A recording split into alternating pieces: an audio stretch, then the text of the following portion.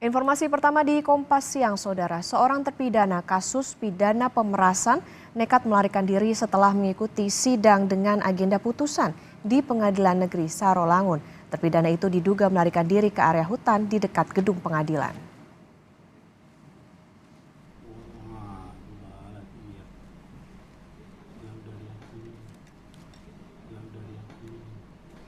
Dalam rekaman CCTV pengadilan, terlihat terpidana bernama Sandit bin Juri nekat melarikan diri ketika tengah berjalan bersama terpidana lain usai mengikuti sidang dan akan dibawa kembali ke Lapas Kabupaten Sarolangun.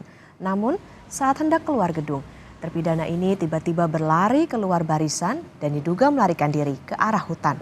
Kini, Kejaksaan Negeri Sarolangun berkoordinasi dengan Kejati Jambi untuk mempersempit ruang gerak terpidana dan warga diminta memberikan informasi jika melihat keberadaan terpidana.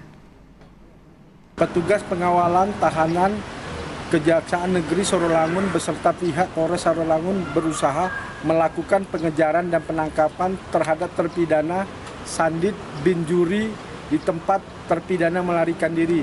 Kejaksaan Tinggi Jambi terus berusaha membantu Kejaksaan Negeri Sarolangun dengan melakukan koordinasi dengan pihak terkait untuk mempersempit ruang gerak terpidana.